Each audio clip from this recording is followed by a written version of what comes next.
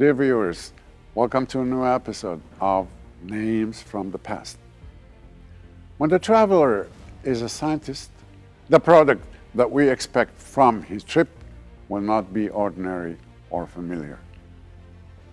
What we are accustomed to in the literature of international journeys of description of countries and their conditions, the characteristics of their people, the forms of their buildings, the nature of their culture, who governs them, and the religion their people follow, were and still are most prominent aspects of documenting trips and most of what was produced in this field. However, الإدريسي founded an independent science taught today in schools and universities as a product of his travels in the different countries. To crown his travels with his valuable contribution by establishing the science of the geography of countries, which became one of the sciences of the European Renaissance.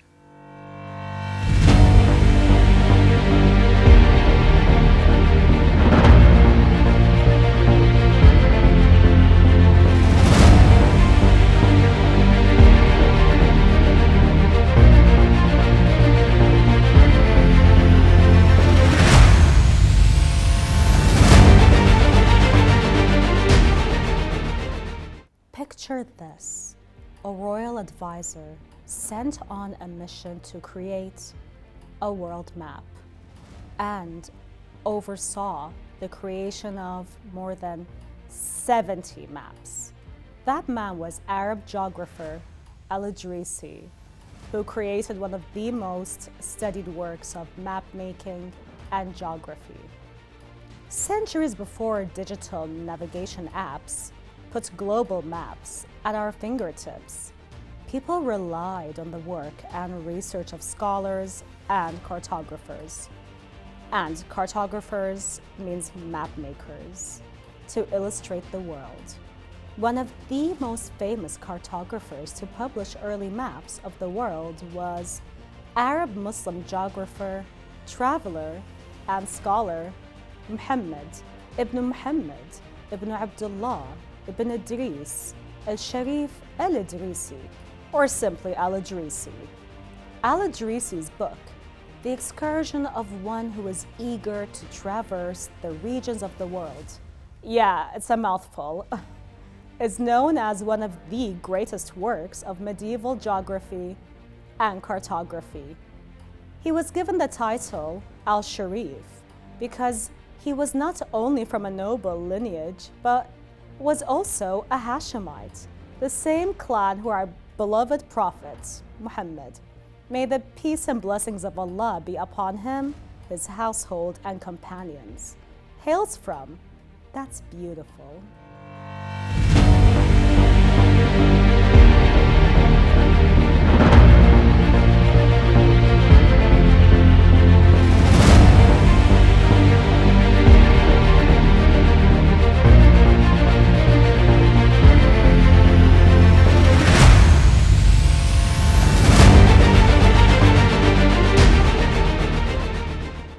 He is Muhammad ibn Abdullah ibn Idris ibn Yahya ibn Ali ibn Hamud al-Idrisi al-Hashimi al-Qurashi, known as al-Sharif al-Idrisi.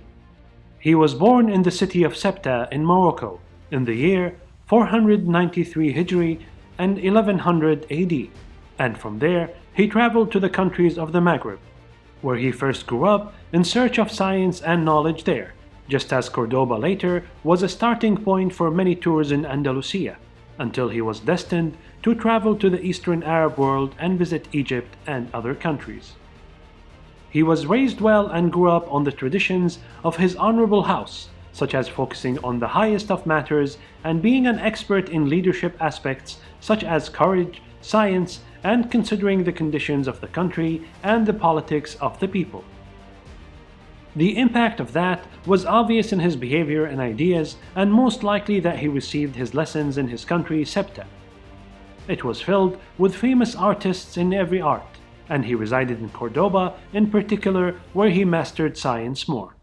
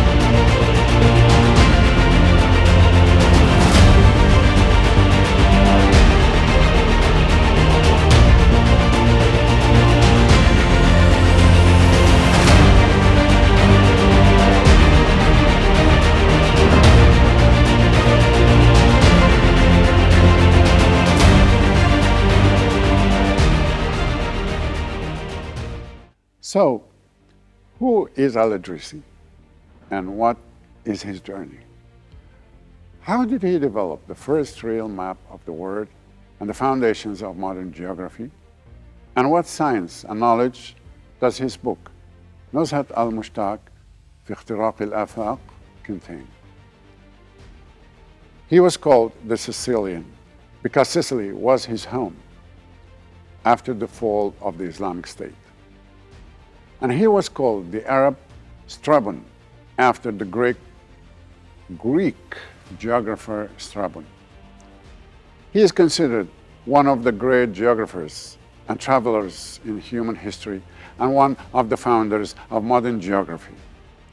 He also had contributions in the various fields such as literature, poetry, botany, philosophy, medicine, and astronomy in Cordoba. His pictures and maps were used in other discoveries of the European Renaissance. Al-Idrisi chose to move to Sicily after the fall of the Islamic State because the Norman king at that time, Roger II, was a lover of knowledge. Al-Idrisi explained to Roger the location of the earth and space using the egg to represent the earth. Al-Idrisi compared the earth to the yolk of the egg, surrounded by its whiteness, just as the earth wanders in the sky surrounded by galaxies.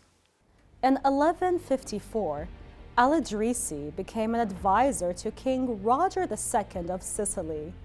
Roger II hired Al-Idrisi to create an updated world map.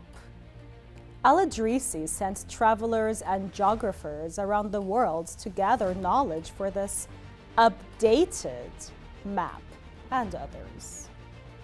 The fruit of these efforts, the excursion of one who was eager to traverse the regions of the world, was completed in 1154 AD, shortly before the king's death.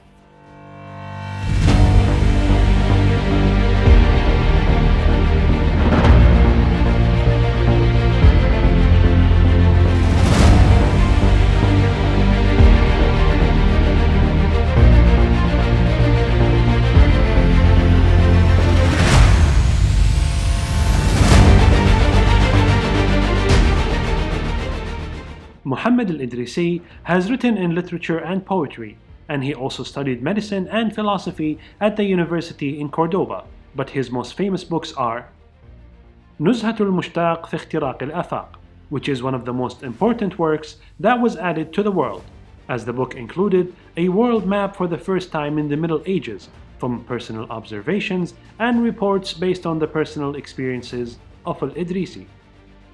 The book أنس المهج وروض الفرج, the North Africa and Sudan sections, one of the books of al-Idrisi, which is a comprehensive work that includes many accurate details about Niger and Sudan, over the Nile River and Timbuktu, and he also provided in this book a correction to previous errors that were about the location of the lakes from the beginning of the Nile River and its course.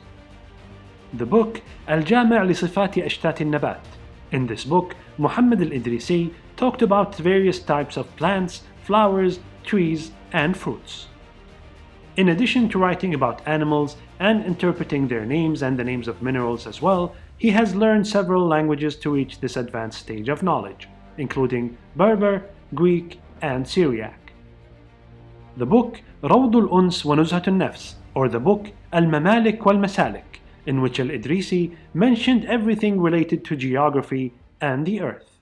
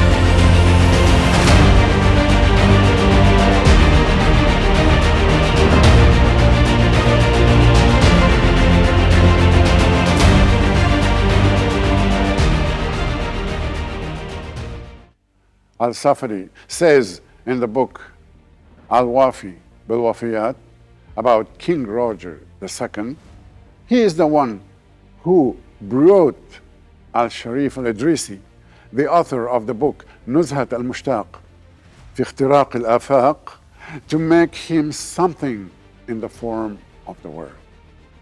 Al-Idrisi did not roam the world physically, but he excelled in transforming the descriptions of the former travelers into very accurate maps.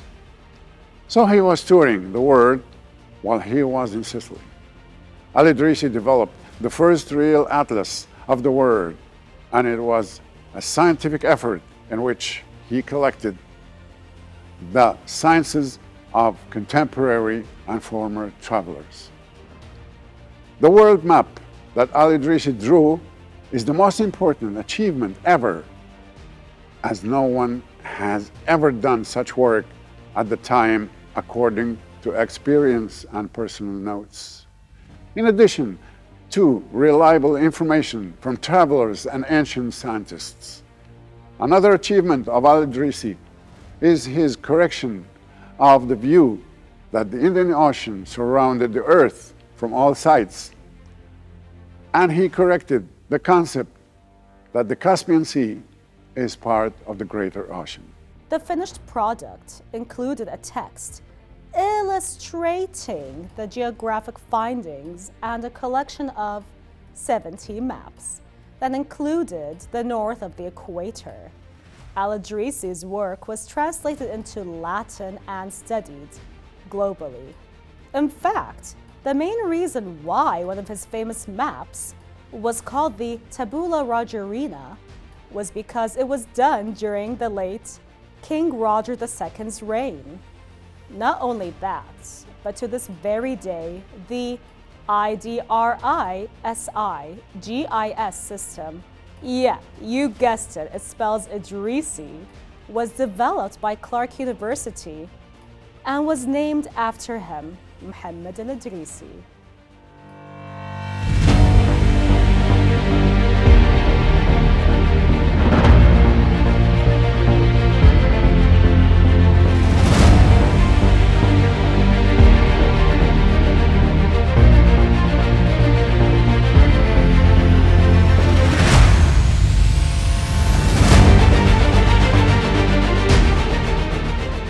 Al-Idrisi did not stop at his book, but made one of the wonders of the age at that time, a silver bowl on which he engraved the map of the earth. with its full details known until that time. Al-Idrisi relied in making his globe and his map of the world on all the sources available to him at that time. So he collected it and added the new to it. He relied first on the books of ancient geographers from Greece, such as Ptolemy, and on Muslim, such as Al-Yaqubi, Al-Astahari, the Saudi Ibn Hawqal, Al-Athari, and others. He then reaffirmed or denied the information of ancient geographers based on his travels, during which he roamed the ancient world east and west through his observations and notes, as well as listening and documenting the stories of travelers and merchants who roamed the world with their commercial convoys. The completion of the book, Nuzhat al-Mushtaq, took 15 years of continuous work. Al-Idrisi created an approach that was unknown previously to Arab geographers and travelers. He described the world as a whole and then divided it into 7 regions. And he drew separate small maps for each region of the world, and then divided each region into 10 main sections, then described each section and drew a map for it. His book remained a reference for geography in the world for more than 3 centuries. When looking at Al-Idrisi's maps and comparing them with our maps according to modern technology, you realize the great disparity between the dazzling high accuracy of some of the maps developed by Al-Idrisi, while the others were less accurate and vague. Because when Al-Idrisi drew these maps, some of them were a result of his observations and his accurate personal measurements, while the rest drew them according to the stories that they received and relied on, which made the variation in quality very clear.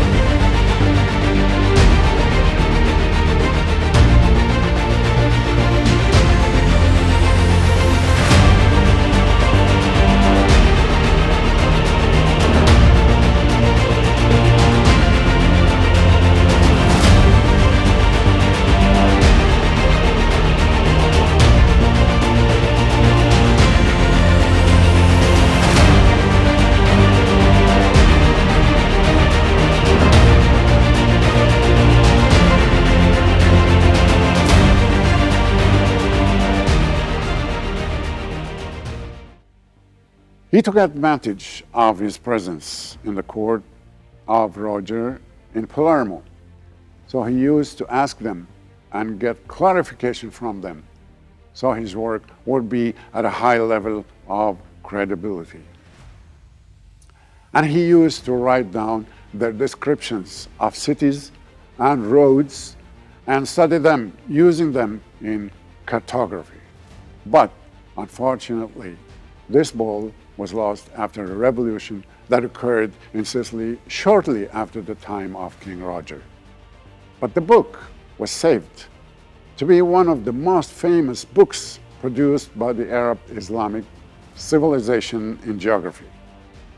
And this reference benefited Europe as one of the best sources that provided accurate information about the countries of the Levant, its geography and topography.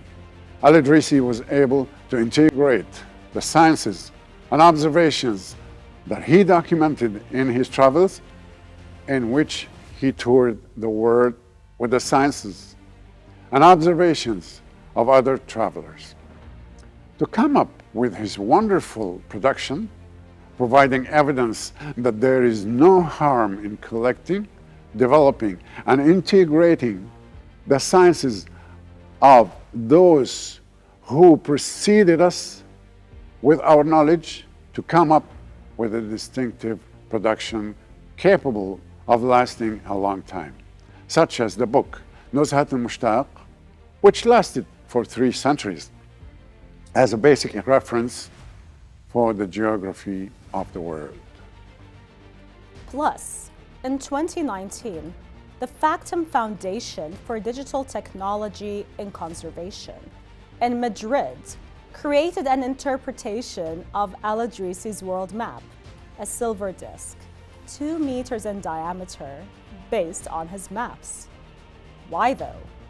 Because a significant number of historians believe that Idrisi was Moroccan and continued his higher studies in Cordoba, a prominent city that has made yet again another feature to our segments. All in all, his legacy is as eternal as his knowledge, in which we are forever in his debt and gratitude. Until next time, stay tuned for more information regarding such remarkable historical figures in the Arab world.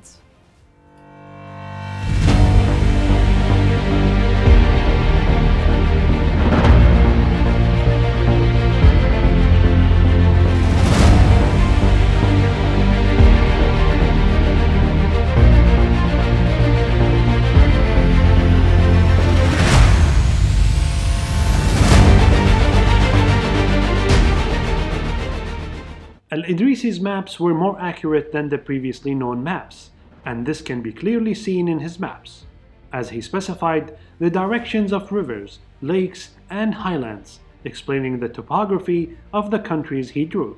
He also described the cities and borders of countries and regions. He used latitude or horizontal lines in drawing the world and the globe that he created.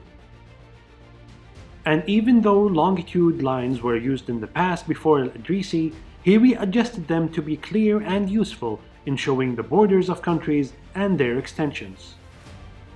Al-Idrisi drew a world map based on a system that divides the northern hemisphere into 7 climatic regions, bearing equal width, and divided each region into 10 sections using meridians, producing 70 cross-sectional maps if placed next to each other. Then we would have a world map in the form of a rectangle.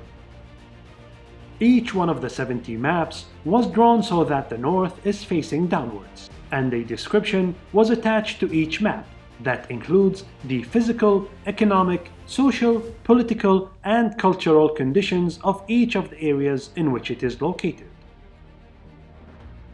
What makes the maps drawn in this book even more powerful is that they were drawn very carefully and manually colored with great attention. Al-Idrisi also drew the world map on a silver bowl weighing approximately 400 kilograms, and he drew the 7 continents on the bowl, including the main cities, lakes, trade, routes, and rivers of these cities. He incorporated 5 different climatic zones into his map of the world, and is considered the most accurate map of the world drawn in the Middle Ages. Muhammad al-Idrisi was the first person to suggest that the earth was round.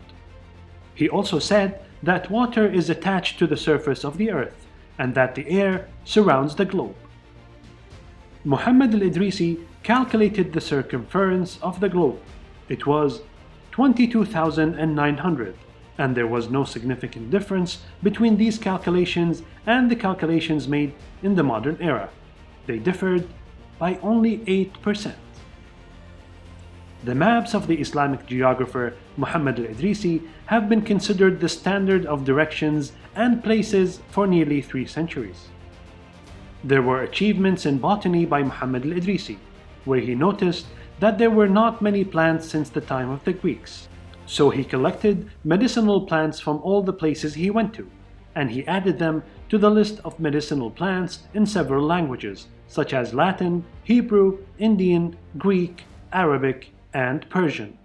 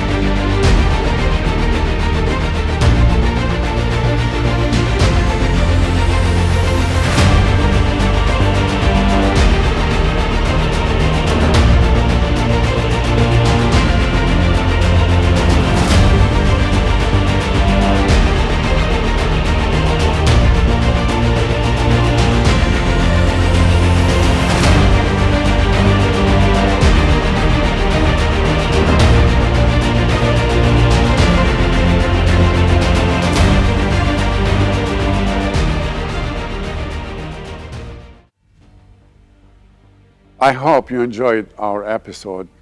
We will meet in another episode with another character. Thank you.